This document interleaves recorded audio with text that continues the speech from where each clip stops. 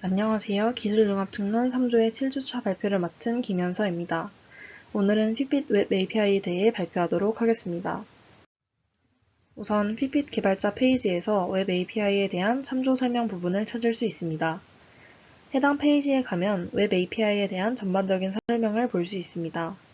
핏빗은 개발자가 핏빗 웨어러블 기기 및 저울에서 자동으로 입력된 로그 데이터는 물론 실제 사용자가 수동으로 입력한 로그 데이터까지 수집된 모든 핏빗 사용자 데이터를 검색하는 데 사용할 수 있는 일련의 공개 웹 API를 제공한다고 설명되어 있습니다. 누구나 웹 API를 사용하여 핏빗 데이터 서비스와 통합한 시스템을 구축할 수는 있지만 해당 애플리케이션이 핏빗 플랫폼 서비스 약관과 핏빗 사용자 데이터 및 개발자 정책을 준수하고 핏빗 사용자가 개발자 애플리케이션과 데이터를 공유하는 데 동의해야 한다는 것이 명시되어 있습니다. 해당 페이지의 하위 페이지에는 시작하는 데 도움이 되는 몇 가지 리소스를 제공합니다.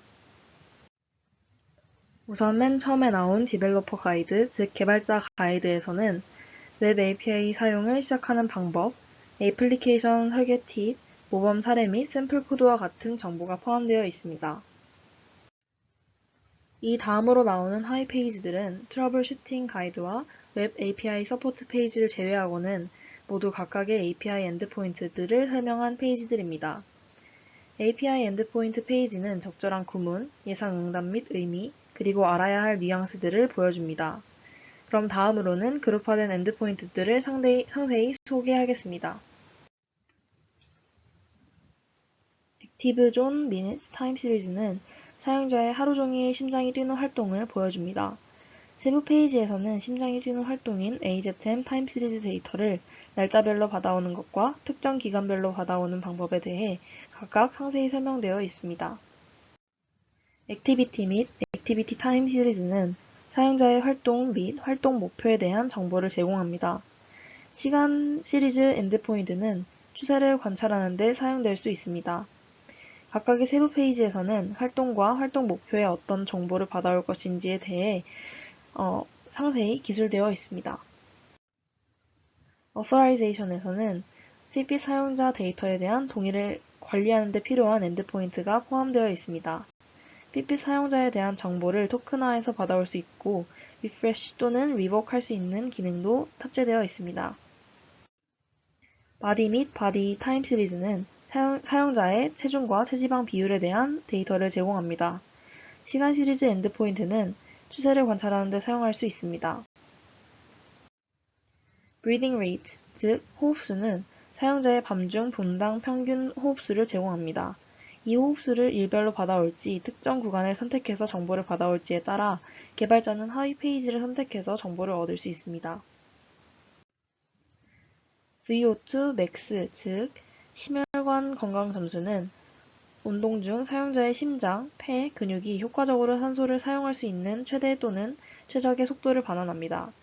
이 역시 아까 호흡수와 마찬가지로 심혈관 건강 점수를 일별로 받아올지 특정 구간을 선택해서 정보를 받아올지에 따라 개발자가 하위 페이지를 선택해서 그에 알맞는 정보를 얻으면 됩니다. Devices에는 사용자 계정과 페어링된 기기에 대한 정보와 마지막 동기화 시간이 포함되어 있습니다. 또한 디바이스 알람 데이터를 생성하거나 삭제할 수 있고 디바이스에 저장된 알람 데이터를 얻어오거나 업데이트할 수도 있습니다. 엘렉트로카디오그램 심전도에는 사용자의 기기 내 심전도 측정 값에 대한 정보가 포함되어 있습니다. 하위 페이지를 확인하면 해당 ECG 로그 데이터를 리스트 형태로 얻어올 수 있는 방법을 알 수 있습니다. 프렌즈에는 사용자의 친구와 리더보드에 대한 정보가 들어있습니다. 하트레이트 타임 시리즈, 즉 심박수 시계열은 사용자의 심박수와 휴식 심박수 값을 반환합니다. 시계열 종점은 추세를 관찰하는 데 사용할 수 있습니다. 이 역시 일별 또는 특정 날짜 구간별로 받아올 수 있는 방법에 대해 하위 페이지에 상세히 기술되어 있습니다. Heart Rate Variability, 즉 심박수 변이도는 사용자의 수면 기간 동안 기록된 연속적인 차이값의 평균을 제곱해서 나타냅니다. 이렇게 기록된 심박수 변이도를 일별로 받아올지 특정 구간별로 받아올지 결정하여 하위 페이지를 선택해 정보를 얻으면 됩니다. Intraday는 사용자의 액티브존이 활성화된 시간, 어떤 활동을 했는지, 활성화가 됐을 때의 호흡수와 심박수 및 심박수 변동성, 그리고 혈중 산소 수치를 의미하는 SpO2 지표에 대한 일일 세부 정보를 제공합니다. 이때도 역시 일일 정보를 모두 얻을 수도 있고 특정 구간을 정해서 그 기간 내의 정보만 얻을 수도 있습니다. Irregular Rhythm Notification, 즉 IRN으로 불리는 불규칙한 리듬 알림은 IRN 기능에 대한 사용자의 참여와 수신된 알림을 쿼리하는 데 사용됩니다. 주로 알림 리스트를 얻어오거나 알림에 대한 프로필을 얻어옵니다.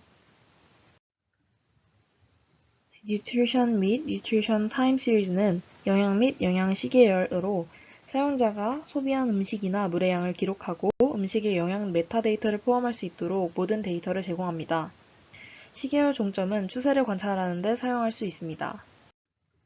Sleep은 사용자의 수면 패턴에 대한 정보를 반환합니다.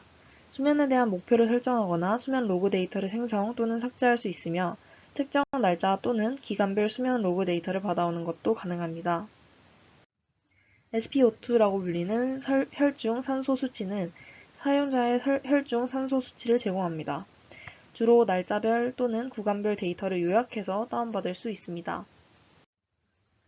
Subscription, 즉 구독은 새로운 데이터가 있을 때 웹북을 통해 애플리케이션의 알람이 전송됩니다.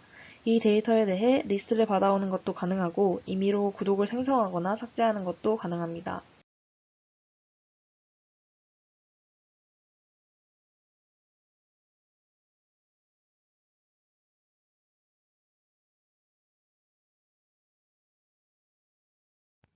유저, 즉 사용자는 애플리케이션의 데이터를 공유한 사용자에 대한 프로필과 같은 기본 정보를 반환합니다.